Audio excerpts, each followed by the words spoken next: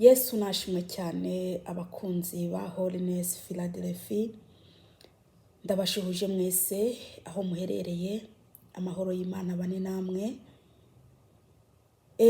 Uyu rero ni wa mwanya wo kubabwira ukuntu Kristo yakwambara mu gihe cy'imbeho. Kandi ndashimira umuntu yanyandikiye commentaire arimwo arabisaba. Yesu Kristo namuhe umugisha uwo muntu, nukuri ndiza neza ko hariho nabandi babikeneye nubwo bacecetse. Bene data nshuti z'umusaraba, murazi ko twebwe abamama abakobwa nta mapataro twemerewe kwambara. Ibyo murabizi, Imana ntago ibyemera.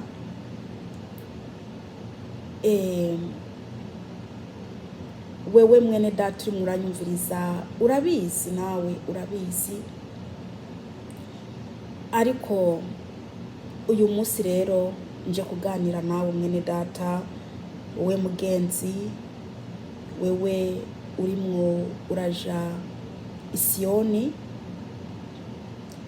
ukuntu ukwiye kwambara uri mu mbeho, cyangwa se ukora ahantu hakonje. Nk'akarorero, ngewe aho nkora n'ahantu hakonje, harakonje cyane. Urashobora kumbaza uti none ko hakonje wambara gute kugira ngo ukore ahantu hakonje? Ndabibabwira. Reka manze nihere ko ngewe hari inzozi narose mbona Imana igiye kunyicisha umunyororo w'icyuma. Nabonye umunyororo w'icuma umanutse uva mu ijuru. Ndibuka ko mu nzozi nabona nambaye ipataro munsi y'igitenge, ariko nca nibuka ko ndayambaye, hanyuma ca ndahaguruka ca ngenda kuyivanamwo. Ariko nubwo nayivanyemwo natinze, uwo munyororo wari wamaze kumanuka. Sinzi ukuntu nagiye, kandi aho narindi mfukamye wa munyororo ucuramfata mu izosi uranigura ushaka kunyica, ariko warandekuye. Yamara ngewe mw'iyo minsi narota izo nzozi. Hari ukuntu nagenda ku kazi, ariko harashize igihe kirekire cyane, kubera ko nabona ko nkora ahantu hakonje. Narafata akabana, murazi agabana, nkafata ijipo ndende nkashiramwo nkambara. Aho ngaho kwari ukwiyorohereza, kugira ngo aho hantu ndahakore. Ariko Imana ntiyabinkundiye, niyo mpamvu naciye ndota iyo nzozi. Ndota mbona nambaye ipataro munsi y'igitenge, kandi koko niko byari bimeze mu buzima busanzwe. Narafata ipataro y'akabana nkashira munsi y'ijipo ndende nkagenda mu kazi gukora. Ariko kuva ico gihe ndose iyo nzozi mfatwa mu izosi, naciye mbyuka ndafata ya pataro ndayita. Ntago nongeye kwambara ikintu citwa ipataro munsi y'ijipo.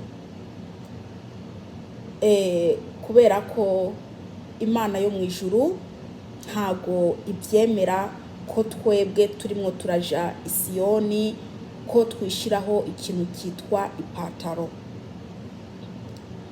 Rero ukuntu rero ngewe nambara ngiye mu kazi, kandi ndashima Imana ko nukuri yangiriye neza, irandinda n'imbeho, nta mbeho numva.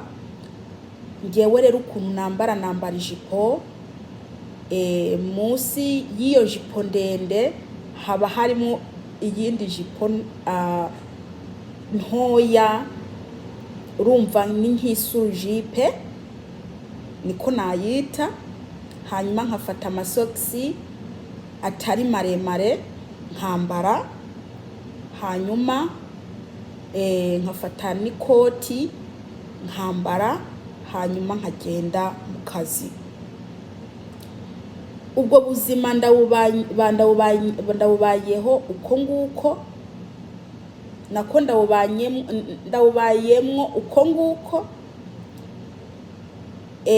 kandi ndawumazimwo igihe kininiya, nambara ijipo n'amasogisi magufiya mu kazi, ahantu hakonje, muri firigo. Nkorera muri firigo ahantu hakonje.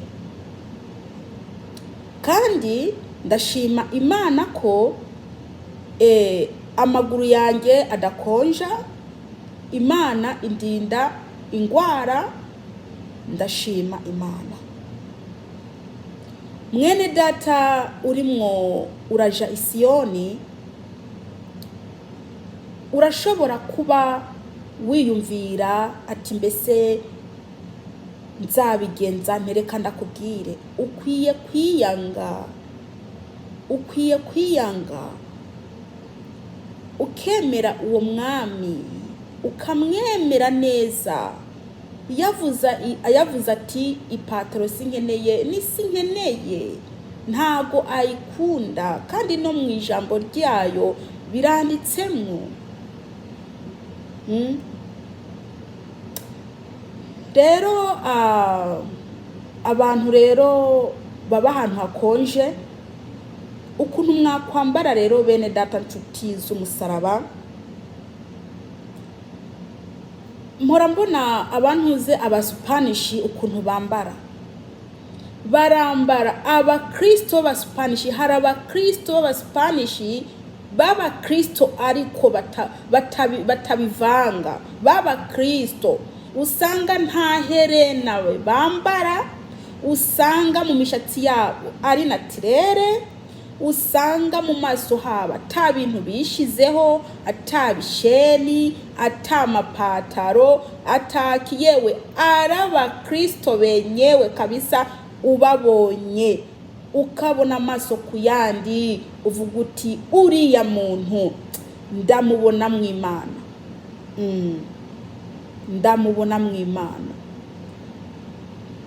Ukuntu barambara ijipo ndende, hanyuma bagaca bafata amasogisi maremare ariko bakambara amasogisi maremare agera mu ntege, bagaca barenzaho ijipo ndende, bakitambukira bakigira, hanyuma bakarenzaho ikoti bakigira. Kandi noneho uko nguko niko umukristo aba akwiye kwambara.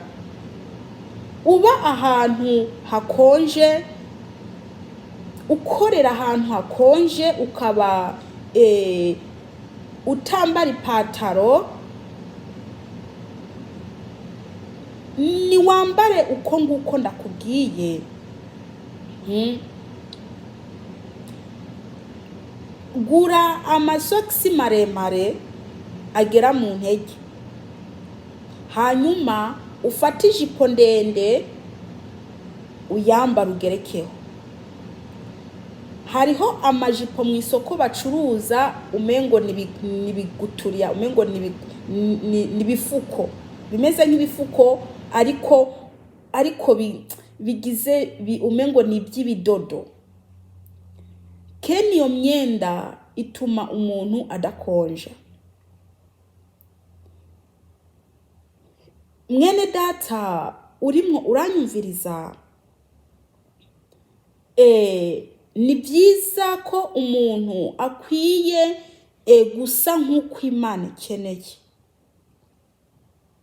Haleluya. Ntukarebe kuri kanaka, ahubwo niwifuze gusa na Yesu, niwifuze kugenda nka Yesu, niwifuze gukora ibyo Yesu Kristo ashaka, kugira ngo uze ugere muri cya gihugu twemerewe, cya gihugu aricyo mu ijuru. Bene data, nimwambara uko nguko muzaba mwambaye neza, nta mbeho muzakumva. Uko ngiye nta mbeho numva, ngiye nta masogisi maremare nambara, ngiye nambara udusogisi duto, nkarundaho ijipo ndende, nkigira, nta kintu munsi mba nashyizemo ngo ni pataro. Wapi, ngiye nta pataro nakwambara. Imana yari igiye kunyica kubera ipataro, ari ugutinya imbeho. Imana yari igiye kunyica, ndabiheba. Kandi naciye nsanga muri Bibiliya birimwo Imana ibyanga urunuka. Nta gitsina gore gikwiye kwambarana n'igitsina gabo.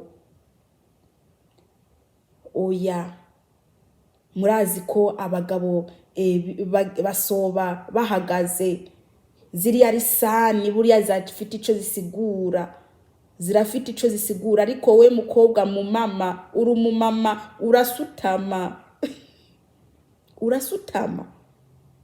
Bishatse kuvuga ko wambaye ijipo, wambara ijipo, mwambara amajipo, ibitenge, kubera ko ibyo ngibyo ni nyambaro y'aba mama n'abakobwa. Mwambara amakanzu atari yayandi abafashe, amakanzu yisoneye, amakanzu ahesha Imana icyubahiro. Wambare birebire kubera Kristo, wambare ayo masogisi kubera Kristo. Amen.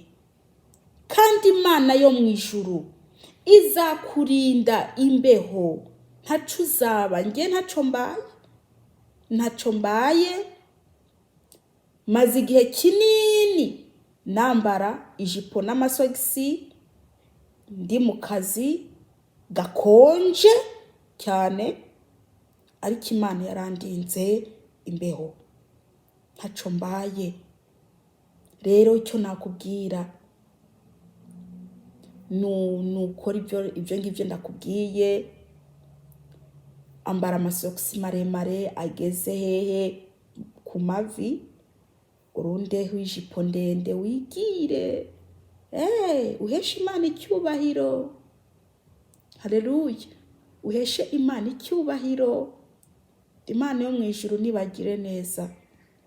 Hariho abantu badashaka kwambara ngo bikwize kubera bashaka kugaragara kumengo n'abasirimu, ariko ubusirimu ntago aribwo buzakujana mu bwami bw'Imana. Yamara bariya bambara amajipo maremare n'abasirimu nabo, gusa barihebye, bariyanze kubera Kristo. Hari amajipo meza maremare atari biguturiya, meza maremare ariho atakwegereye. Hari amakanzu meza maremare atakwegereye, uyambaye ubona mbese akubereye. Reka ndakubwire, nimwambare uko Imana ikeneye, nimwambare uko Imana ikeneye. ndizera neza ko inyishu buri muntu yayumvishije. Imana ibaha umugisha kandi ndabifurije kuzarangiza uyu mwaka amahoro. Ndabifurije kuzarangiza uyu mwaka amahoro. Yesu Kristo nabarinde imbeho, abarinde n'ibyorezo. Uyu mwaka wa 2022 nawo nyine ntago ari umwaka mwiza. Si umwaka mwiza, ni umwaka mubi. Imana nibaha umugisha kandi barinde mu izina rya Yesu Kristo. Amen. Ndabakunda cyane.